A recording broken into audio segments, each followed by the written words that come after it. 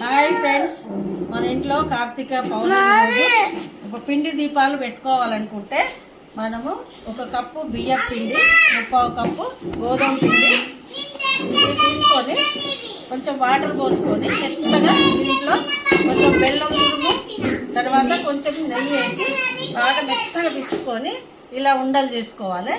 బాగా మెత్తగా లాస్ట్కు ఫైనల్గా బెల్లము నెయ్యి వేసిన తర్వాత కొంచెం ఆయిల్ వేసి బాగా మిల్క్ ఇట్లా ముద్దలు చేసుకోవాలి. మనకు ఫుడ్ కలర్ కొంచెం వేసుకుంటే ఎల్లో కలర్ దీపాలు మట్టి ప్రమిదల్లాగా ఉండడానికి ఫుడ్ కలర్ వేసుకొని ఇలా తయారు చేసుకోవాలి.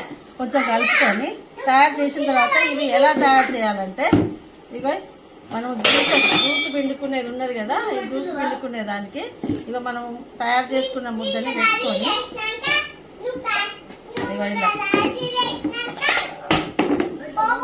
ఇలా ఇలా అన్నాక చూడండి ఎలా డిజైన్ వచ్చింది.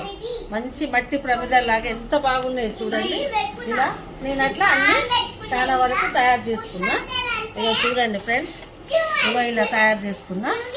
ఇక 365 వత్తులు వేసుకోవడానికి ఫస్ట్ పిండితోటి, ప్లెయిన్ పిండితోటి ఇంత పెద్దగా చేసుకున్నా. ఆ తర్వాత వీటి చుట్టూ దీపాలు వెలిగించడానికి వత్తులు వేసుకొని ఇవన్నీ తయారు చేసుకున్నా.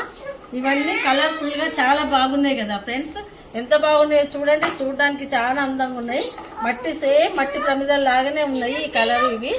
అందుకోసమే మీరు కూడా ఇంట్లో తయారు చేసుకోండి ఫ్రెండ్స్, చాలా బాగున్నాయి ఇవి.